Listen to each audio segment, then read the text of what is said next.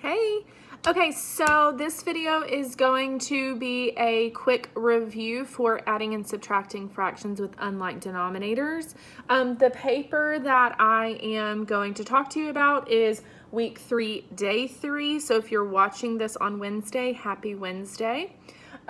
So you guys have already completed this paper in class, so it should be easy breezy for you, but it's a great practice for finding common denominators.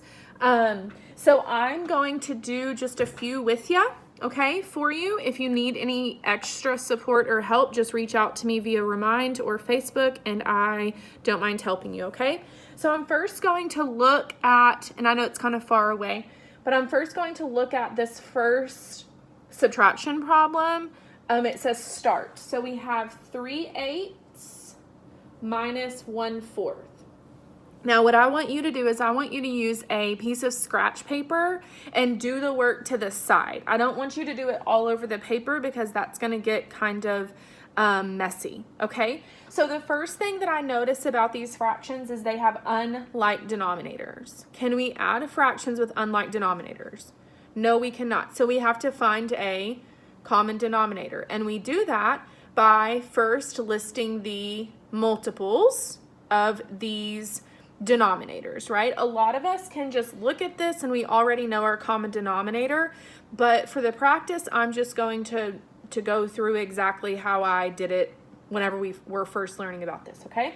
So we have unlike denominators. So I need to find a common denominator by listing their multiples and finding their least common multiple, okay? So multiples are, like you're going to say 8 times 1 is 8, 8 times 2 is 16. You're just going to list 8 times 1 is 8, 8 times 2 is 16, 8 times 3 is 24, 8 times 4 is 32, and you can go on. Typically, I tell y'all just to go to 5, and then if you need to keep going, you can. So now we're going to count by 4s, 4, 8, 12, 16, and so on. And we're going to look and we're going to see what number do they have in common? What is the smallest number that they have in common? And they have 8 in common. Okay, so that is our least common denominator. That's going to be our new denominator. Okay, so we see that 3/8 already has 8 as the denominator, so we're going to leave that alone. Oh, but we need to find an equivalent fraction to 1/4 that has a denominator of 8. So I'm just going to do that up here. I'm going to say 1/4 equals, and remember I always told y'all, something over 8. That's how you set up the problem. And we have to ask ourselves, what times 4, or 4 times what is 8? 4 times what is 8? 4 times 2. If I do it to the bottom, I have to do it to the top. Whatever you do to your denominator, you must do to your numerator, okay? 1 times 2 is 2. So 1/4 is equivalent to 2/8. And I always like for y'all to rewrite the problem, okay? Just rewrite your problem so that it doesn't get messy and you don't get confused. I know it looks like a lot of work, but it's better than having to go back and redo stuff because you didn't take the time to write your work down. So when we subtract or add fractions, we do not add or subtract the denominator. The denominator is going to stay the same. That's how I found a common denominator. Then we say 3 minus 2 is 1. So 3/8 minus 1/4 is 1/8. So on your worksheet, you are going to, I like to put equals 1/8. You can't really see that very well. Whenever we're done, I'll kind of move it up for you. So they have the option of 1/8, 3/4, or 2/8. We need to go with a 1/8, and that's going to point us in the direction of the next fraction that we are either adding or subtracting. And it looks like we have an addition problem. We have 7/5 plus 3/15. Okay? 7/5 plus 3/15. What do you notice right away about these fractions? They have unlike denominators. So we cannot add them as they are, right? We have to find their common denominator.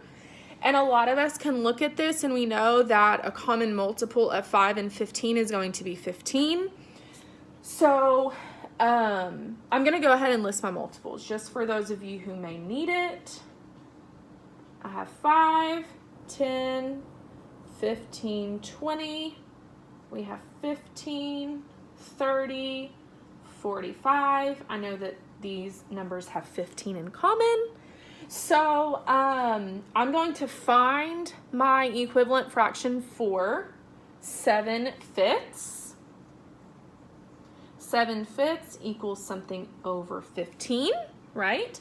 5 times what is 15? 3. If you do it to the bottom, you must do it to the top. 7 times 3 is 21. A lot of you notice that this is an improper fraction. Just leave it improper until after you get your answer. We always want to simplify our answer. It's okay to be improper as we're adding, okay? So we have 21 over 15, and we're going to let me scooch this over. We're going to rewrite our problem. So we have 21 over 15 plus 3 over 15. We do not have to add our denominators. Our denominator to our answer is just, whoops, let me take this down, is just going to be 15. We do add our numerators. 21 plus 3 is 24.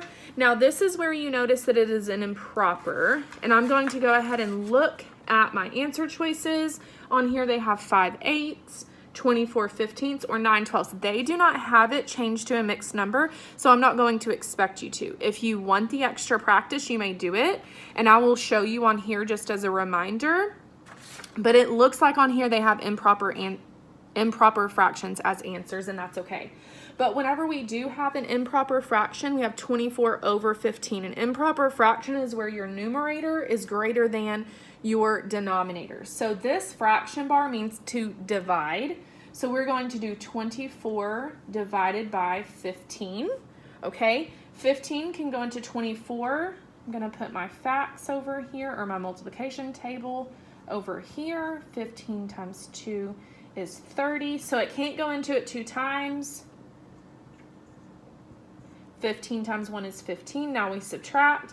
24 minus 15 is 9. 9 is our remainder, right? And since we're working with fractions, we're going to turn our remainder into a fraction.